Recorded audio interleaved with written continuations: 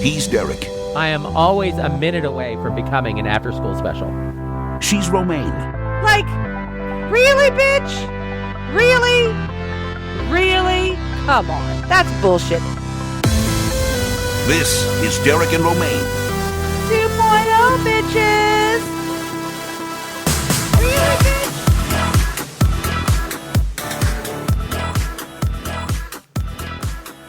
Okay. Derek here along with Romaine.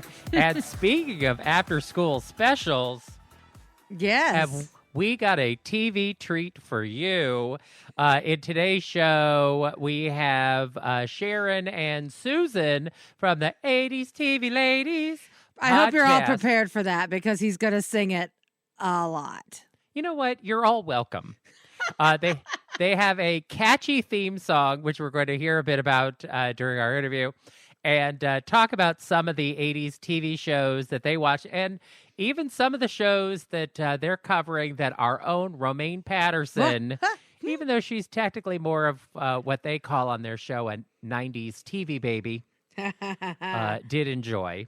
It's true. It is true. You know what? I got to be honest, Eric. I'm excited that you booked them on the show. And part of what I'm excited about it is because I know how you started off, I'll check out this podcast. And then you quickly became like way invested in it. Well, in fairness, this is all Heather Peacock's fault. Who? So Heather Peacock is a woman that I went to high school with. And I just think she's the greatest. Sometimes you go to high school with people and you like them in the moment, and then later on in life you're like, oh, now I see the real you. The mask is off. I'm sure that most of the people I went to high school with feel that about me. But Heather Peacock, I just thought when we were in high school together was the coolest of the cool. And many years later, even though I'm only 29, she continues to be, I think, the coolest person I went to high school with. Okay. And last year, she came home to visit her family and whatever in Southern California, and decided to have a little bit of a mini reunion with some friends that she went to high school with. Okay. And I was not there in person because I'm here in New York, but I joined by Zoom, and it was very awkward because we were basically, on a tablet on a table, me and my friend Quan, who was up in San Francisco. The two of us were just basically trapped in the phantom zone while a party was going on around us. And one of the people who was there was Rich Haddam, who is somebody that we went to high school together, asterisk, because I didn't get to this high school. Heather and I were in the same class, senior class, but Rich was a senior when we were freshmen, but I didn't go to that school in my freshman year. I arrived as a sophomore.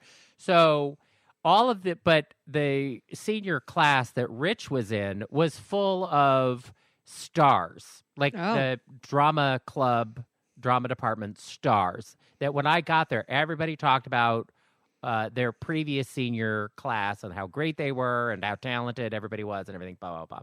So I knew who all these people were. I just didn't actually go to school with them. And Rich at the time was dating the older sister of a good friend of mine who was a year behind me in school. So I hung around a lot with Rich, even though we didn't actually technically go to school together. But Rich was there, and he was really excited to see, because we haven't talked to each other in, almost 30 years, a long time. So we reconnected, and I was like, he's was working on the Titans show on Max. And so it's like, oh, we should have you on the show so you can talk about Titans. That's a show I've watched. And he also wrote for Grimm and a whole bunch of shows that I watched over the years and movies. So we had him on, and in preparation for the interview with him, I saw that his wife had this podcast, 80s TV Ladies. And so as part of our interview, I was like, promote your wife's podcast, because it had just launched. And I have become an avid listener of the 80s TV Ladies podcast because they cover a lot of the TV shows that I grew up watching. And love. And love. Because, as a gay boy, there was a lot of intersection between the shows that I think young girls were watching in terms of like what the shows were.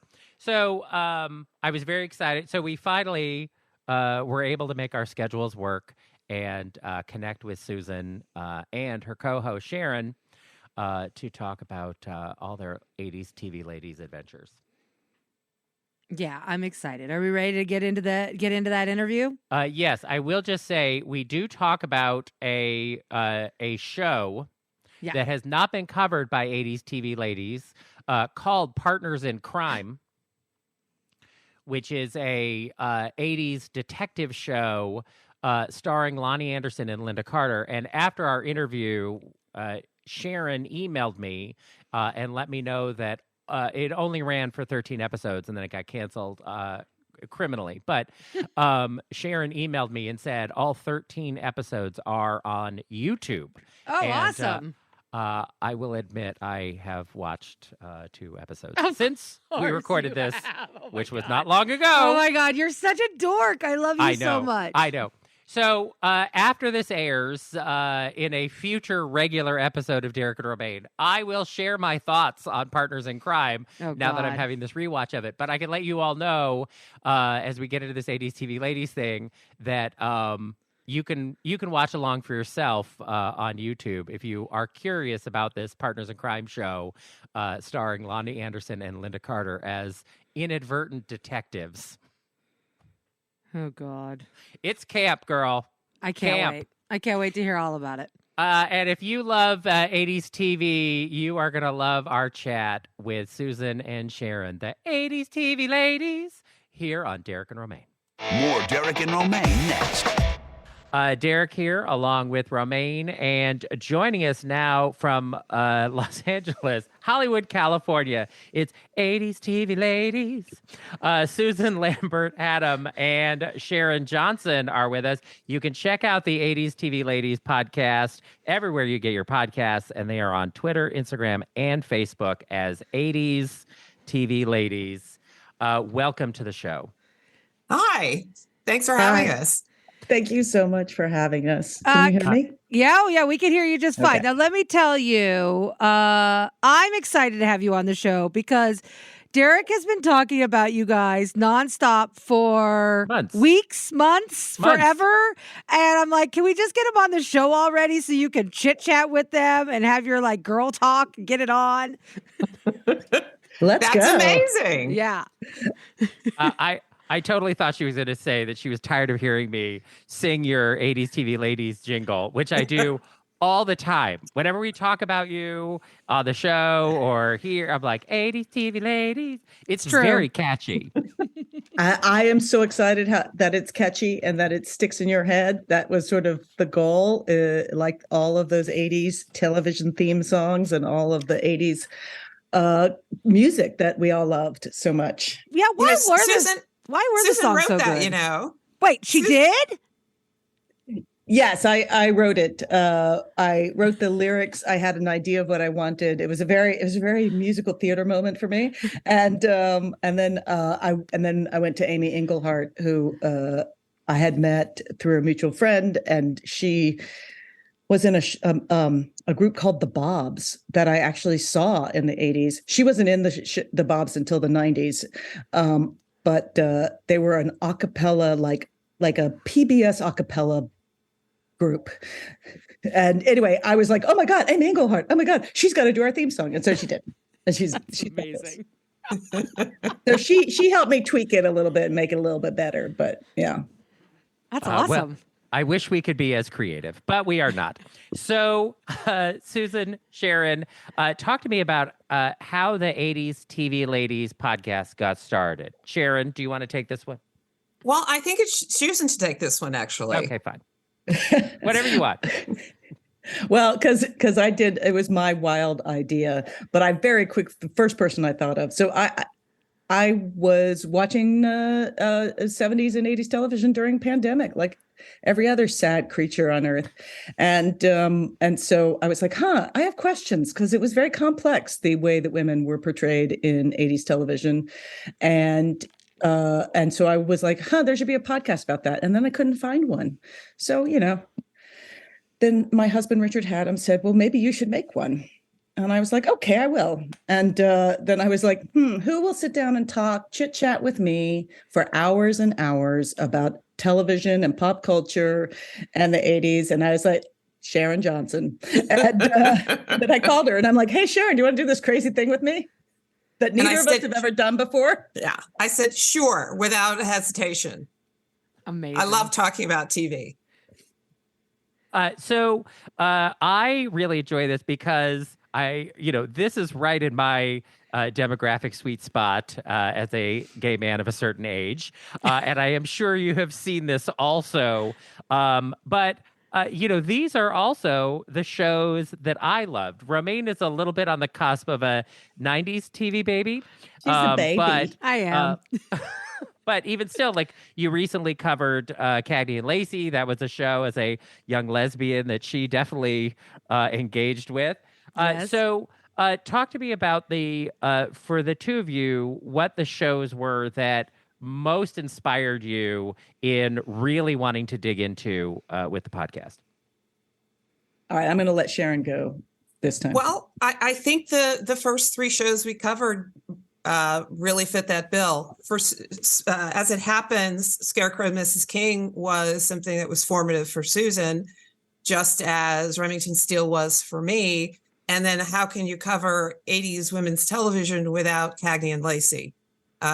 It's not just because of all the awards it won, but just because of how much it exemplified the best of 80s female-driven television. Such a great show, even to this day. I mean, that's been one of the fun things about rewatching some of these shows, most of these shows, and going back and looking at them and how much they hold up. Well, and of the three of those shows, the one I actually remember the most is Remington Steele, because my mother was obsessed. She literally had a poster of Remington Steele in her office at the library where she worked. Literally, and it was funny because when I told my wife I was talking to you guys today about Remington Steele, she goes, would they like our large collection of DVDs that your mother left behind when she left? And I was like, yeah, I don't think they need that. Oh, those are worth something, dear. Oh, I'm sure. Oh, those you could resell those on eBay or Amazon and probably make $5 on each Woo! of them. I like $5 above the cost that they were paid for. No, seriously, DVDs have become actually very valuable. Yeah. The Scarecrow and Mrs. King DVDs are have gone up in price in terms of, like, because you can't get DVDs anymore the way you used to. Yeah. And now, as streamers start to go, we're not showing you that anymore, and they just flippantly, like a little bad fairy, start turning off the television that people love. People are like, well, I should own this. Mm-hmm. Yeah. And that said, we like to take a little credit, earned or not, for the fact that I believe it's Amazon, after we started the podcast, decided that they needed to put the entire series of Remington Steele, make it available, because it wasn't before. You could only get like 1 or 2 seasons on most of the platforms, and then I don't know. After we covered it. I remember when Remington Steele first came out on VHS, because my mom was such a big fan, and she used to record it every week on her VCR. But then, of course, those get recorded over, whatever. And I remember the second it came out, I went out and bought her the set. And then when it came out on DVD, I did it again. And it took forever for it to come out the first time on VHS, like forever. I waited and I waited and I waited, and I finally was able to snag a copy. That's so great. So what did she love about the show? Pierce Brosnan. She was in love with him. She thought he was the sexiest man alive. But my mom, she was a librarian, so she read a lot of books, and she did love books that featured strong female characters. And so I think, she liked that the lead character had a brain and used her brain and was actually the intelligence behind the show. So I think there was a combination of a hot man and a really smart woman that she really liked. And a hot man made all the hotter for supporting a strong female character and mostly taking a back seat. Even sometimes when sometimes they couldn't help themselves because they were a boy. So, Yeah. But I grew up watching it. I mean, literally every day at lunchtime, my mom would come home and that's what we watched every day. Well, so did that form you in some opinion of you? In some ways I think it did, because my mom had this, because my parents were much older. And so, and I was the last of 8 children, and my mom knew she wouldn't be wouldn't be around long in my life. And so she wanted me to be this fiercely independent individual. And I think that watching shows like this definitely helped develop that strong voice, that strong independence, that strong confidence in myself, in the world that I lived in. So yeah, I definitely think it had an impact in my life. Then why are you now a helpless baby woman? Oh, shut up. I am not. I don't believe that for a minute. Not even for a second. Now, because of your podcast, 80s TV Ladies, I started a rewatch of Remington Steele. During the pandemic, like you, I had actually started rewatching Heart to Heart, which you talk about in the podcast because, this sort of male-female detective dynamic had been going on starting in the 70s, really, and then really sort of solidified in the 80s. Look, Heart to Heart is a beautiful piece of crap. Like, it is not a great show. But, it's fun. There are fun parts about it.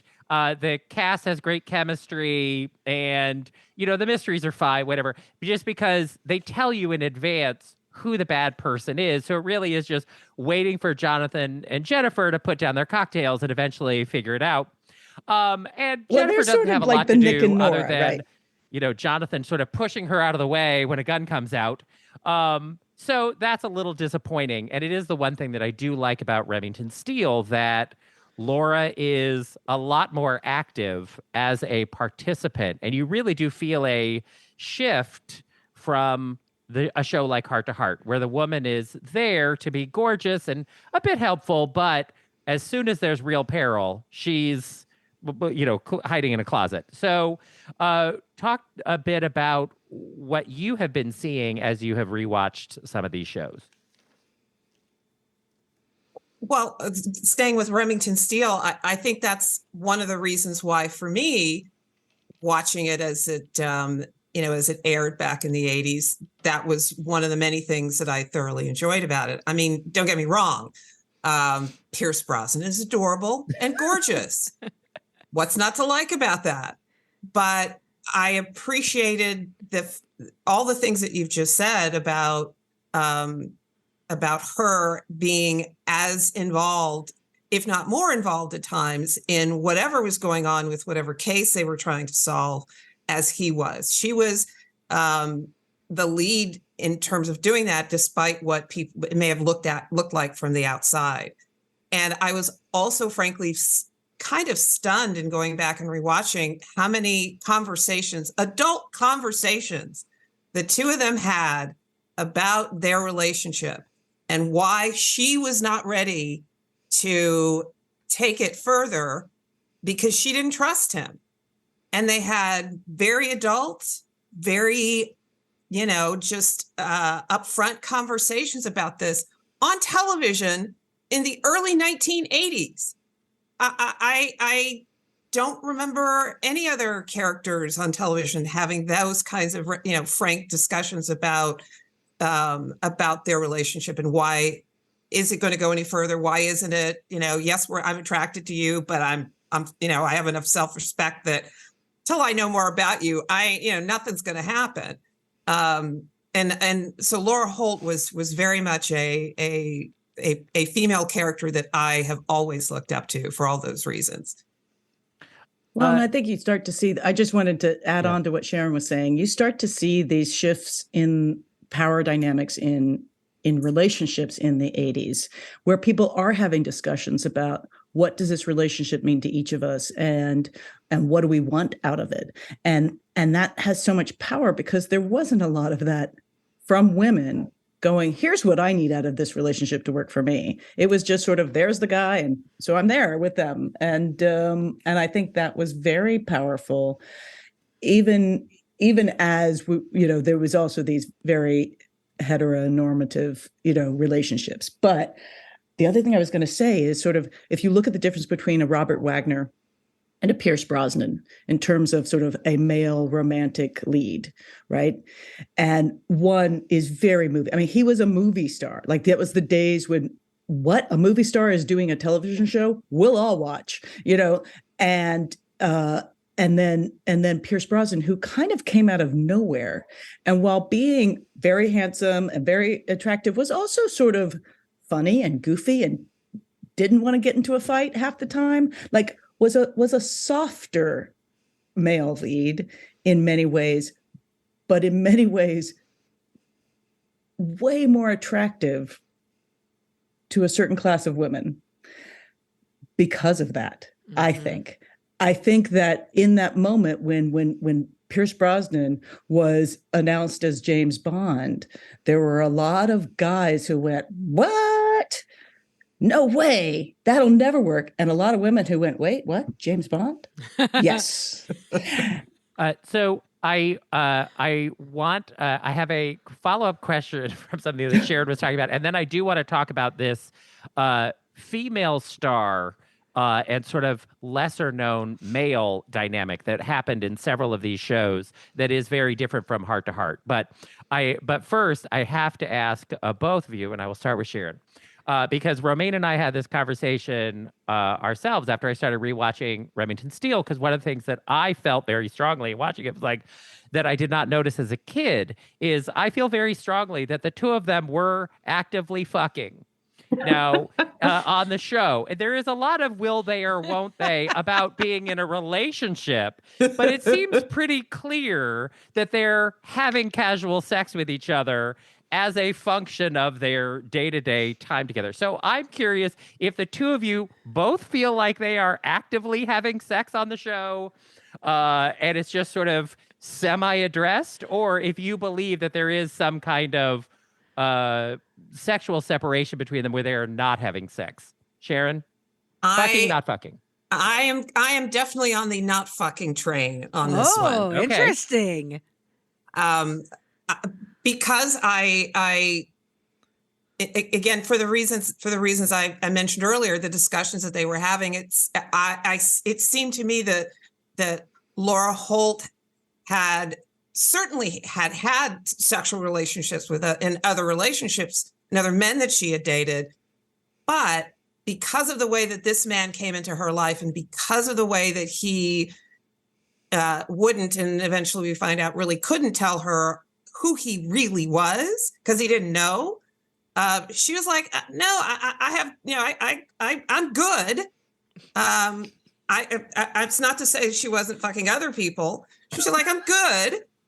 I'm just not good, But if you want us to, I'm not there yet. So, it's going to have to wait."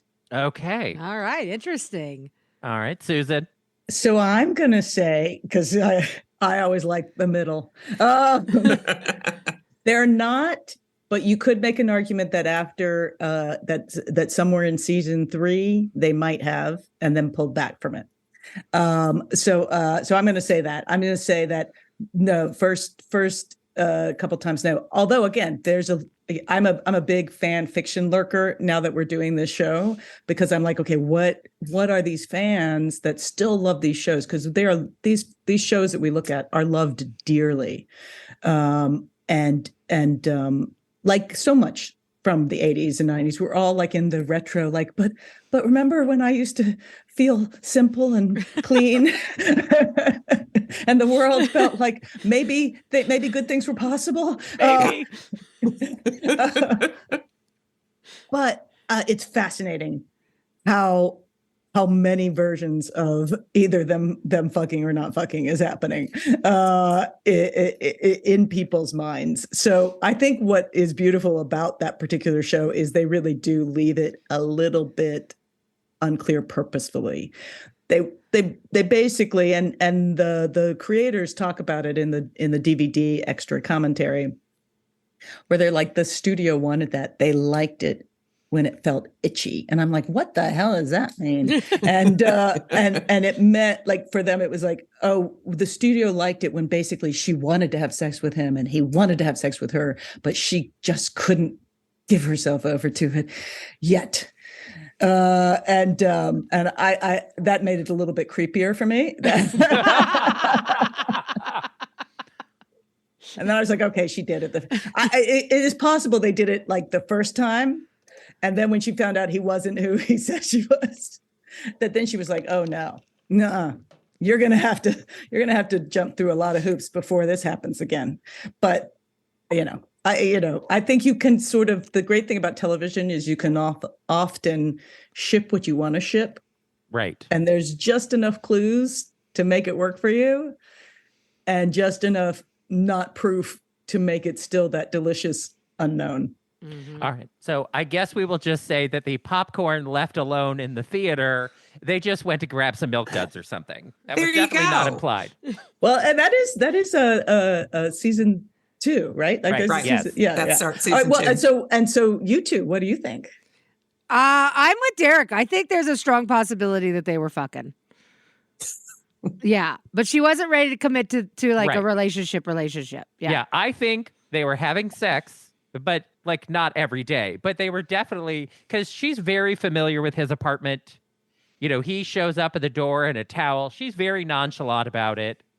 And there's lots of, oh, you're staying here tonight. And she's never protesting about that, and vice versa. And, but I do think he wants them to be a couple, and she is not interested in them being a couple. Yeah. So I think that is sort of the inhibition here. And it could be that she's not having sex, but I also think that coming out of sort of the looser 1970s, the idea that there wasn't sort of casual sex as part of their work seems like it would have been something that the audience might have just assumed. Like, well, they're not saying it out loud, but of course they're having sex. They're both attractive, and it's the office, so of course they're fucking at the office. Of course they are. And Mildred Krebs seems to totally believe that they're having sex. So Well, sure. By the time Mildred gets in there, yeah.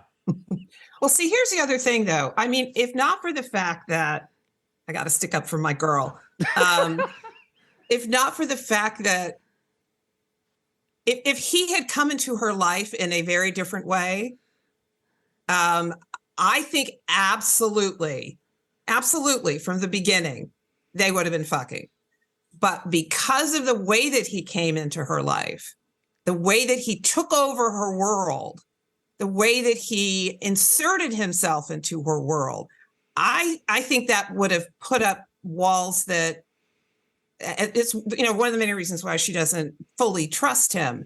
And I think that had a lot to do with why she wouldn't have been willing to sleep with him until she was ready to get past all of that. So you think she's dangling I'll let you in if you let me in kind of a scenario? Well, maybe dangling isn't quite the right word, but just saying, this is what I need Sure. in order for us to move forward. And until I get that, I'm not doing that. Fair enough. All right. Well, this is turned into will they, won't they, did they, don't they? I want to move on to this next topic, but also just one last thing on Remington Steele, a lightning question for the two of you about Murphy. So I actually liked the dynamic in season 1 but I also understand that there just was not enough business for the other two actors And it's such a almost two-hander of a show. And in a way, Doris Roberts is kind of the perfect third wheel for them because she's there when they need her, but she doesn't need to be crucial all the rest of the time. It can really focus on the two of them. But I would like your lightning opinion about Murphy.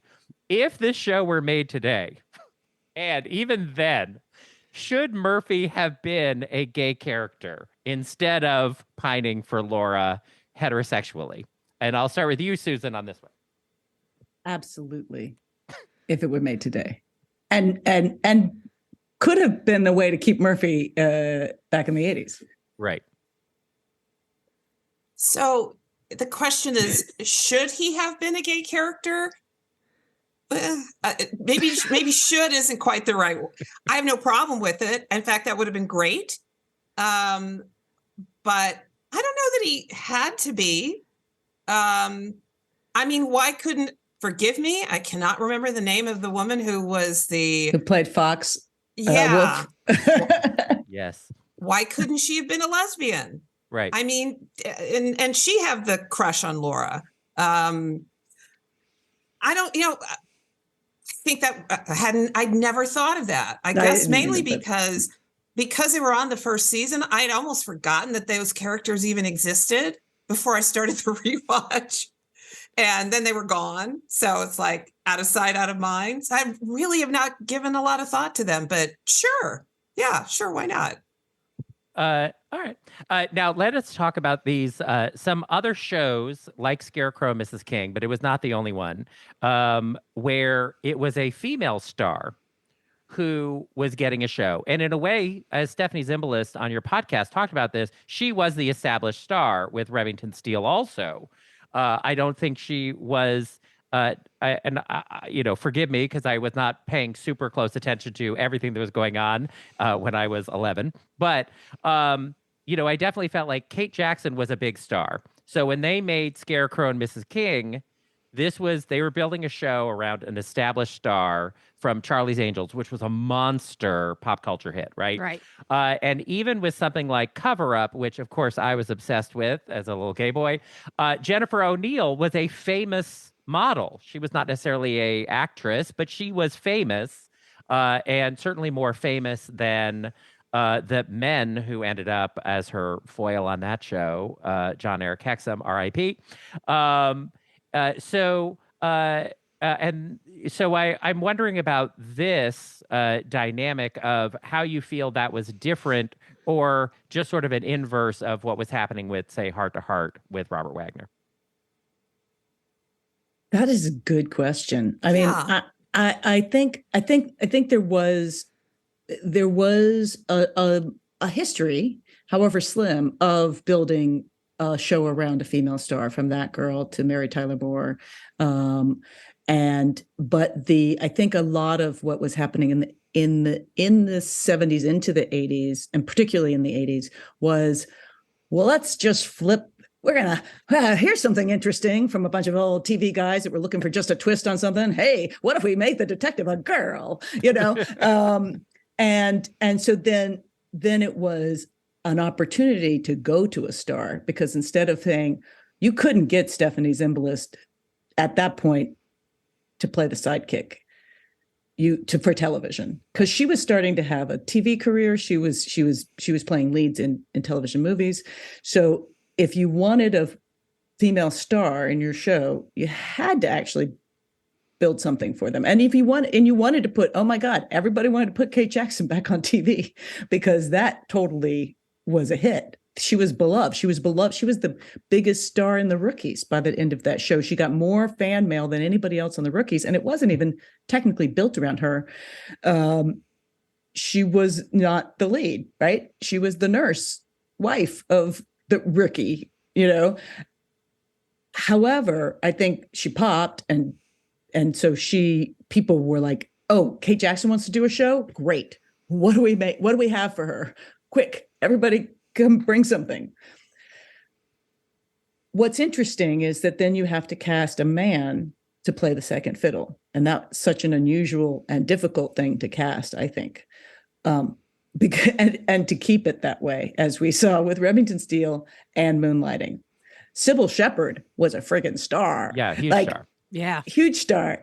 And Bruce Willis, again, out of nowhere, and is this like lightning in a bottle. Like, and that's the interesting thing is that, and I don't know as much about Moonlighting because we haven't actually looked at it deeply, but Stephanie Zimbalist basically wanted Pierce Brosnan. There were a lot of other men they were looking at, and she was like, him. She wanted him. So she helped him get that part. And then in some ways almost lost the show to him because he was such a dynamic person. But as a strong actress and a strong woman at that age, which is insane, they're in their 20s, she's like, no, I want, she could have picked somebody who was going to be more of a Murphy. And no offense to the actor who I'm blanking on, he was great, but he wasn't going to outshine her. And yet that character and the actress picked somebody who was going potentially to, who was that dynamic that it was like, oh, this is going to lift us both up. I just think that's a very interesting, when you realize how much power she had in that first season for that character. Yeah, it definitely feels a bit like the Mae West story about seeing Cary Grant on the Paramount lot. If he can talk, I want him in my movie. Yeah. Of this idea of, I am elevated when I have an elevated person next to me. And it's clear when you watch the show. Pierce Brosnan is a star. Even though he was not a household name when the show started, he is immediately a stunning star right from the get-go. Sharon? Well, I very much agree, and I think there was a somewhat consistent thing that happened when you had several of these shows like Remington Steele and Moonlighting, where the woman came in as the bigger star, and the man not so much, as opposed to, but that tended to be even when it was the other way. I mean, you take a look at the one that starred Fred. Oh, gosh, I can't think of the show, the cop show, male and female cops. Fred. I know who you're talking about because we get her a lot. Yes, Hunter. Now, that show had, he was the male lead, she was a female lead. They weren't co-leads but technically, but they really, I think, developed into co-leads. But most of the time when there was a male lead, the female lead was not necessarily seen as an equal, as tended to happen in the shows that were that came in with a female, an actress who was a bigger star than the man, at least at the beginning. Happily, it worked out really well for Remington Steele, whereas it didn't work out as well for Moonlighting for a variety of reasons that we'll eventually get into, I'm sure, on the podcast. But it's an interesting dynamic because no matter what, whether it's two men, two women, you're throwing these people in together. You hope everybody gets along and plays nice together. Happily, it does seem to have, as a repeat happened on Remington Steele, where they found a way to make it work with the two of them. They're human beings. I'm sure they had moments where they were sick of looking at each other after being together for 16, 18 hours a day, 5-6 days a week. But they both seem to understand the value to both their careers to have this show work and to have the show last. So, I think there was definitely something to that. I definitely think that with Remington Steele, what you see is it really is a two-person show. Oh, and what I think is great about Doris Roberts as a performer is she is in a great tradition of character actors of, I know what my job is here as a supporting actor. I'm here to make these two leads look better and shine. And Doris Roberts is an incredible performer who had an amazing career and was great in literally every single thing that she did. But I think that it was because she knew this is what my job is. And but I also think that Pierce Brosnan and Stephanie Zimbalist understood that what made their show work was the dynamic between the two of them. And I think the show writers and creators knew that they had great chemistry. This was a show about the two of them together and their sort of back and forth dynamic. And I think everybody was on board for what the show was. No matter what their personal egos might have been, I think it probably did always come back to, we know what works about this show, and let's focus on that. Mm-hmm. Yeah, I couldn't agree more.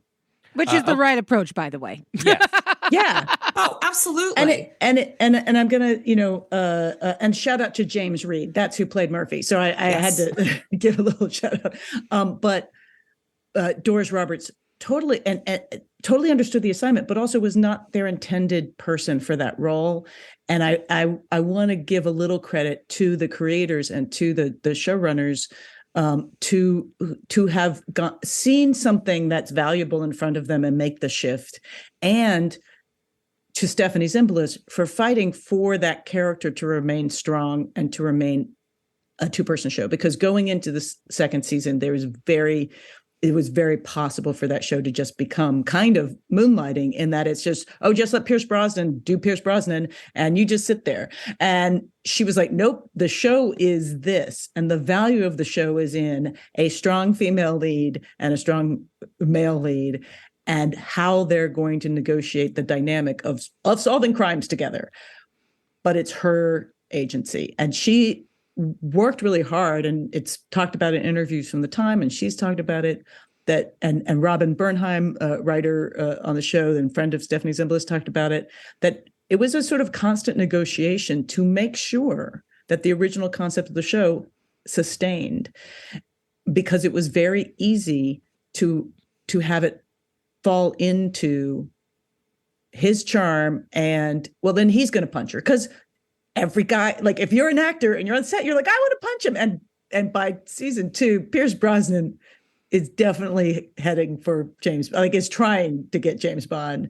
And so, his agents were like, well, can't you just punch the guy? Well, they really need to see that you can throw a kick, and so it becomes much more actiony, and Pierce Brosnan starts doing much more action during that time. And Stephanie Zimbalist, then it's like, well, they can't both punch him, and so. Sure they can. Really fun.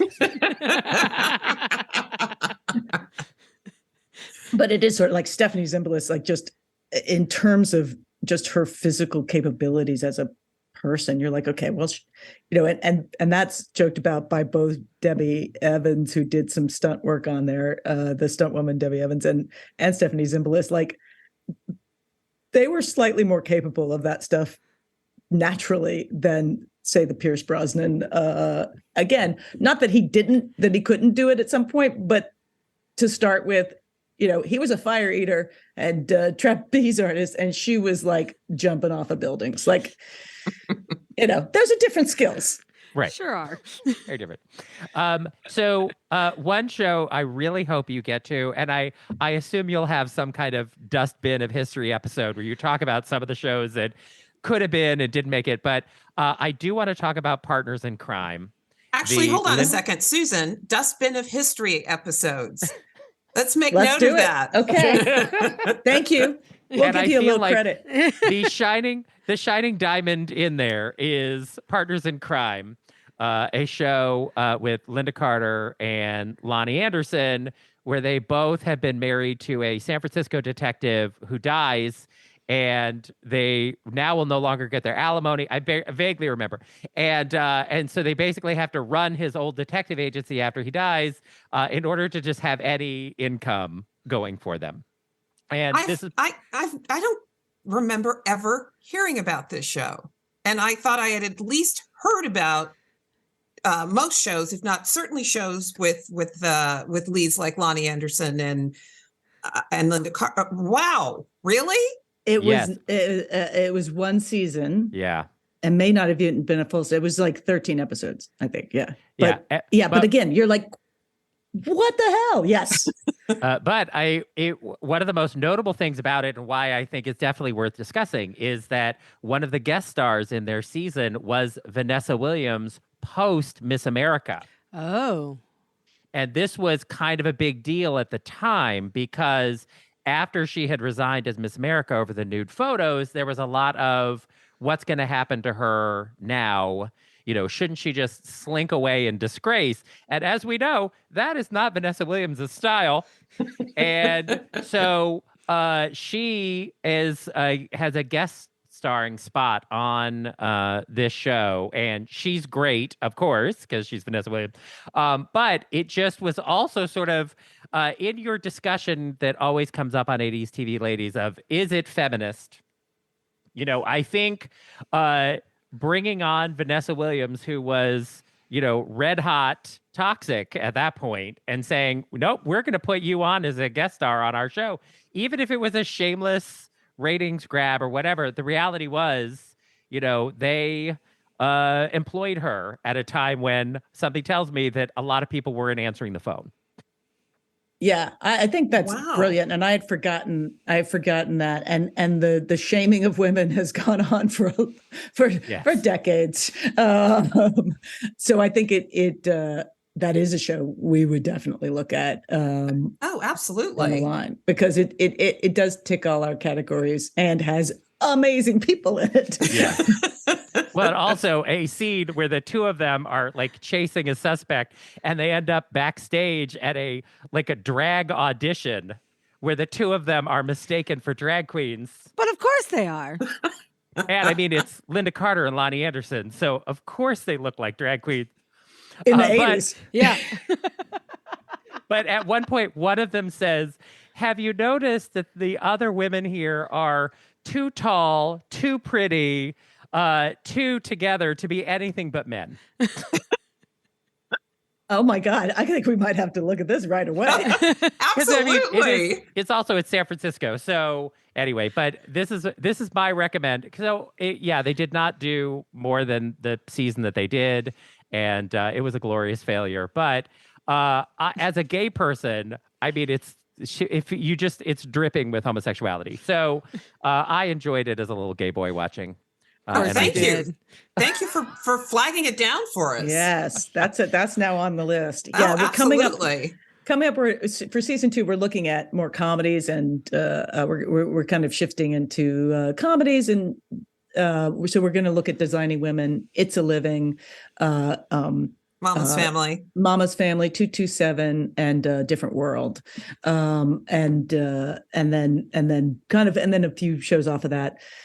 There's so many. Like, that's the crazy thing. Like, I was like, oh, you know, we'll do like 16 episodes, Sharon, and then we'll see. And now I'm like, okay, we have got a list. We've got a long way to go, which is very exciting, right? When you start to look at, and you know, the 80s was really complicated. It was the beginning of how we got here. Yeah, good and bad, mostly bad. But you know, it's also kind of interesting to think about that. Will they, won't they? Just to jump back to Remington Steele for a second, because we can never leave it behind. But it was also like these shows were happening in the time of the AIDS crisis coming up, and that informed a lot of the, like, is sex fun anymore? Like, you know, like, and should we or shouldn't we? But it's just sort of interesting when you see, when you think about those things that were happening culturally, that weren't necessarily talked about in these shows at all, but I think informed some of the ways they were done. And then I know we're short on time. Sharon has to run off to jury duty. Romaine's going to be very jealous about that. But I am. We would I have time. remiss if we did not say something about Cagney and Lacey, which you recently covered on the 80s TV Ladies podcast. So I am curious about what, in rewatching Cagney and Lacey and revisiting it, what was new for you What did you discover, Sharon? Despite the fact that I mean, you couldn't pay attention to 80s TV and not be aware of Cagney and Lacey. I was really taken with how the two of them were depicted as police officers.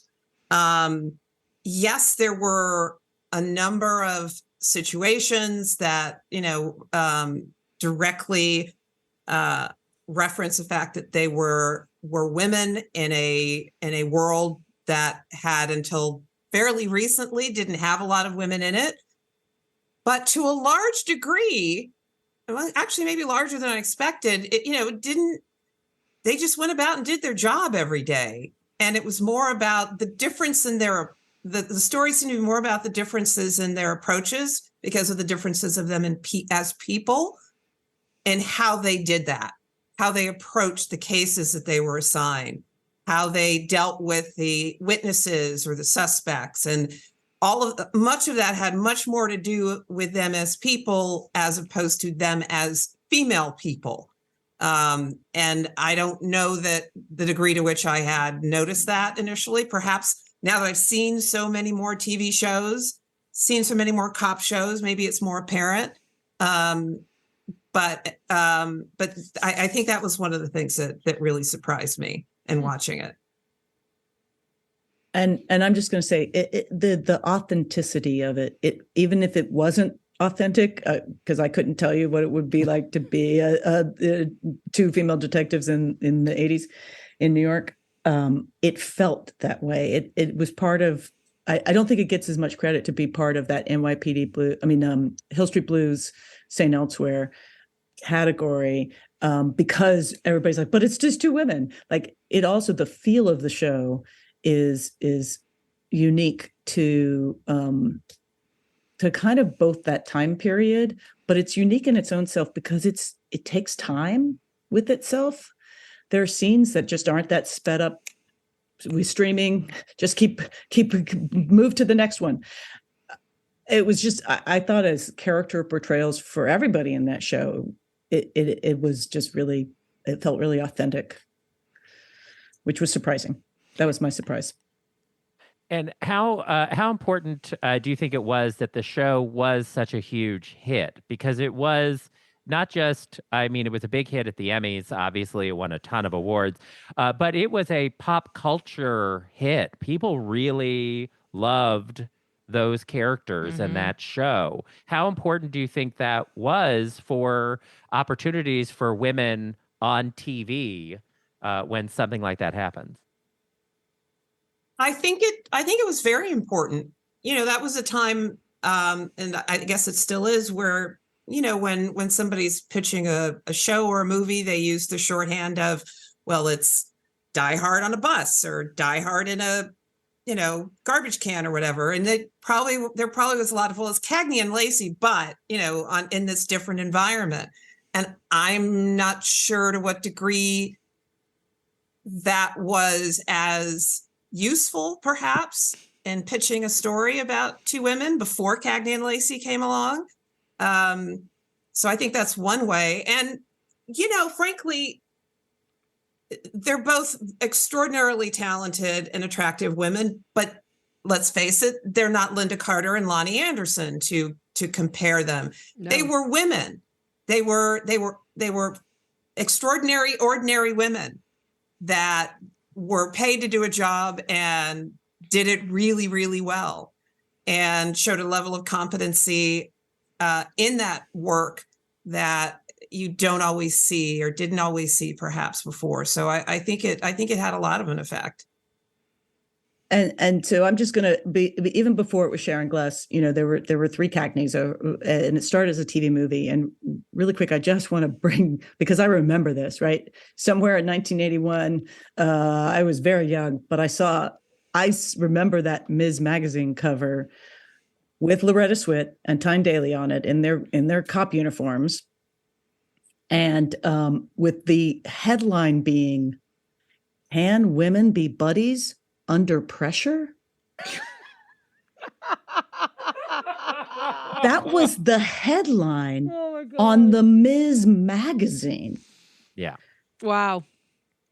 So that's where, like, it's so hard to, even as someone who lived that experience, to sort of categorize just how far below women were, that it was a question, a national question worthy of a Ms. Magazine headline and then New York Times headlines, of if two women could work together in a high octane job. Could it be possible? Like what? Like what is that question? So that, like, I think just that alone, because that wasn't the question after the end of the show. It was even not a question after season 1. And so that, on a national level, the effect of that show is pretty stunning. Like, I think almost more than any other show that we've looked at so far. So you guys recently had Sharon Gless on your podcast, 80s TV Ladies. I'm surprised Derek's not singing it. 80s TV Ladies. Do you think that she recognizes that impact that she had in society on a whole because of this show? Well, she talks about it on our podcast. If you want to go listen to it, that episode is really excellent. She. What's interesting is we also interviewed Tyne Daly, and they have different approaches to that question. Tyne Daly, I think, was very aware because she was very politically active. She and her husband of the time were very politically active, and so they were very aware of what it meant for women, I think, and what it meant even just. But she was also really conflicted about playing a cop. Sharon Gless, very upfrontly says, I was not a feminist. I was just trying to be an actress. I was just trying to get somebody to cast me. I was just trying to do a good job and do what people were telling me to do. She very much credits her manager, who found her because she was the head of casting at Universal, Monique James, and says, if it weren't for Monique, I wouldn't have a career. If it weren't for Barney, I wouldn't. No one would know who I was. Like Barney Rosenzweig, who created Cagney and Lacey. And she also says Barney Rosenzweig is the first feminist she ever met, which I'm not sure, but maybe the first one man who declared himself a feminist. So, but he was very much created a female-driven show that he worked really hard to keep female-driven. So I'm going to give Barney a lot of credit for that. And Sharon Gless, though, said she didn't understand the impact of that until she was at the March on Washington for abortion rights, and for now, in the later 80s, I think, that where she basically, Gloria Steinem brought him out on stage and people just lost their minds. And that's the moment she was like, oh, this is more than a role. And then she also credits the other roles that she's done in Queer as Folk for raising her consciousness about LGBTQ issues. And so she's really interesting, and she's really become a champion of abortion rights and LGBTQ rights because of the awareness that she gained playing these roles. She's also a lovely person. We've met her many times. She is just lovely. She is there. Those two, yeah, delightful. Terrific. I want them back. One of the unexpected blessings of, and there have been many, of doing this podcast is the fact that we have been able to talk to so many of these people who were in these shows that are so beloved to us. And it was certainly not something that I expected. I never thought we'd be sitting across the table from Tyne Daly, having her read us poetry. Never expected that in my life. Amazing. I say it out loud, and I still can't believe it happened. So yeah, it's really been awesome. Well, it has really been awesome talking to the two of you. I could talk about 80s TV all day long. He could. That's not an exaggeration. When I was growing up, TV was more real to me than real life. And in a lot of ways, it still is. So I am thrilled to have your podcast as a view-along companion as I am revisiting these shows myself. And your guests are interesting and engaging, and you guys are a hoot. So I appreciate you putting this podcast together and spending some time with us today.